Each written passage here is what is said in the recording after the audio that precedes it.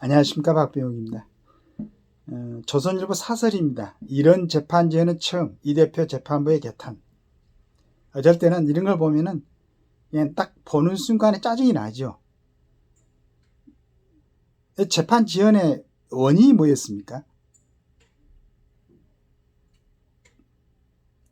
그리고 여러 가지 그러니까 개인의 어떤 사항에만 해당된다면은 조금 덜하지만은 전체적인 국민들, 그 다음에 어떤 우리나라의 어떤 정치적인 그 상황, 이런 게 지대한 영향을 주는 이런 재판부는 조금 정상적으로 그 제 날짜에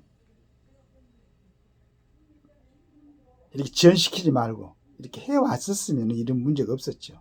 근데 우리 지금 맡고 있는 분은 굉장히 그 최선을 다해서 하려고 그러는데 그 전에 했던 그런 모습들이 많이 누적이 돼가지고 이걸 이제 이런 부분이 있는 것 같습니다.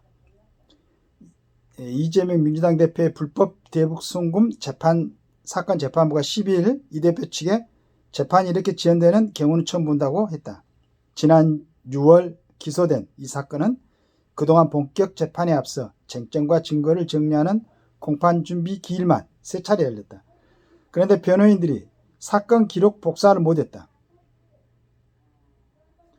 기록 검토를 못했다면서 재판을 계속 미루자 재판장 이를 개탄한 것이다. 이날도 변호인들은 사건 기록을 절반 정도밖에 못 봤다고 했다. 사건 기록이 많으면 파악하는 데 시간이 걸릴 수 있다. 이 사건 기록은 증거 목록을 포함해 수십 건에 달한다고 한다. 하지만 사건이 재판에 넘겨진 지 5개월이 됐다. 변호인들이 의지만 있다면 충분히 기록 검토를 끝낼 수 있는 시간이다. 2017년 이른바 국정농단 사건도 사건 기록이 방대했지만 기소된 지 한 달여 만에 정식 재판이 시작됐다. 아직 기록을 못 봤다는 이 대표 사건 변호인들의 주장은 재판 지연을 위한 핑계일 뿐이다. 이럴 때 그 판사들이 판단해가지고 좀 이렇게 진행을 할 수는 없나요? 나 이건 이제 궁금하네요. 이 대표 측 재판 지연 시도는 이뿐만 아니다. 지난 7월엔 수원지법에서 재판한 이 사건을 대장동 사건을 재판 중인 서울중앙지법으로 옮겨 함께 재판 받게 해달라고 신청했다. 이렇게 되면 사건 심리가 길어질 수밖에 없다. 대법원이 보름 만에 이 신청을 기각하자 이 대표는 다시 법원의 재판부를 바꿔달라고 요청했다. 앞서 이 사건 재판부가 같은 사건으로 기소된 이한영 전 경기도 부지사에게 중형을 선고했다는 이유였다. 하지만 법에는 그런 이유로 사건을 재배당할 근거가 없다. 결국 재배당 요청도 기각됐지만 기록 검토를 이유로 계속 시간을 끌고 있는 것이다. 이 대표 측이 왜 이러는지 짐작하기는 어렵지 않다.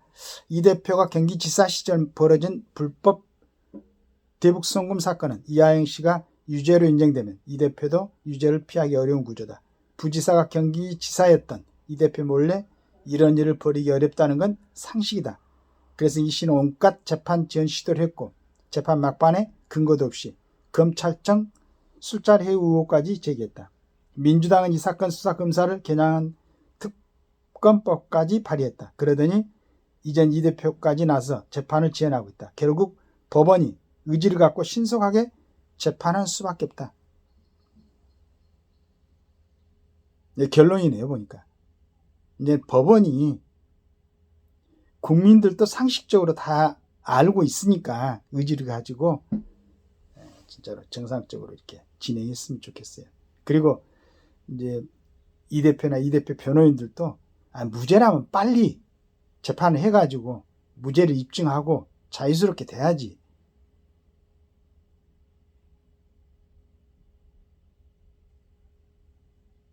국회가 지금 국회의원들이 그 법률에 의거해서 국민의 대표라고 그럼 여러 가지 일을 하고 있잖아요. 법관들도 마찬가지야.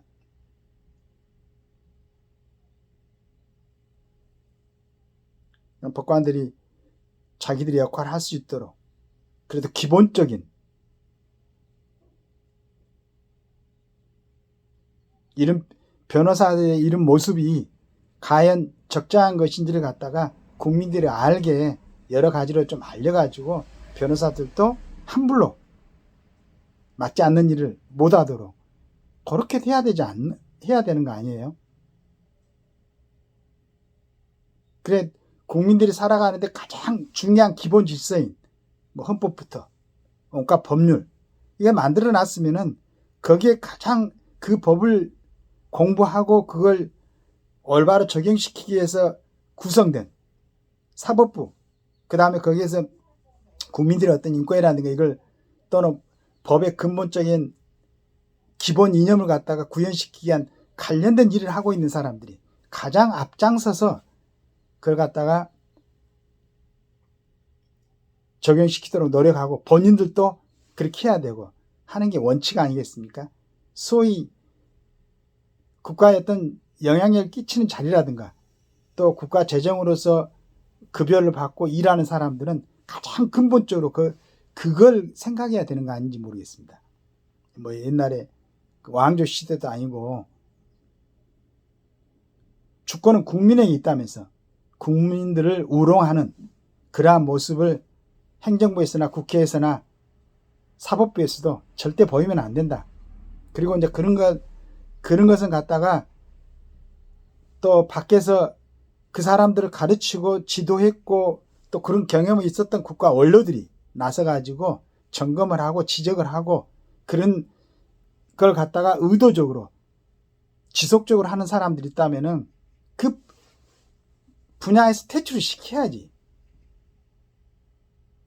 그래야 좀 국가가 정상적으로 돌아오지. 하여간 끝없이 수없이 그런 일을 계속해도 같은 그쪽이라고 막아주고 이렇게 되면은 또 국가는 어느 쪽으로 가고 또 그러한 영향력이 없이 그냥 먹고 살기 바쁜 국민들은 누구를 의지하고 누구를 믿고 생활을 하게 되는 거예요. 모르겠다.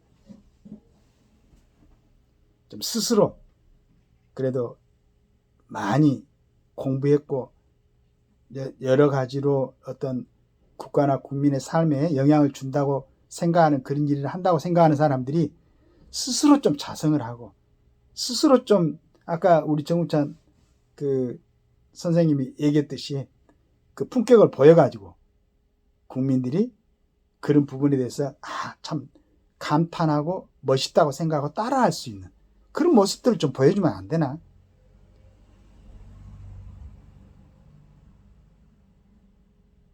근데 수단과 방법을 가리지 않고 자기 이득 챙기고 또 그 이득을 갖다가 잃지 않기 위해서 또 뭐 재선이 되고 삼선이 되고 하면서 뭐 갈수록 그러면 주변에 사람들이 모여들고 힘이 늘어나니까 또 마음대로 하고 말이지.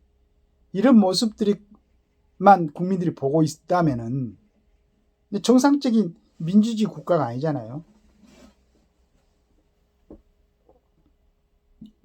이런 부분이 빨리 개선돼 가지고 우리나라 다른 분야에는 얼마나 자랑스럽습니까? 그래서 다른 분야의 국민들이 잘하고 있는 그 수준에 좀 정치가 맞춰줄 수 있도록 노력들을 하셨으면 감사하겠습니다.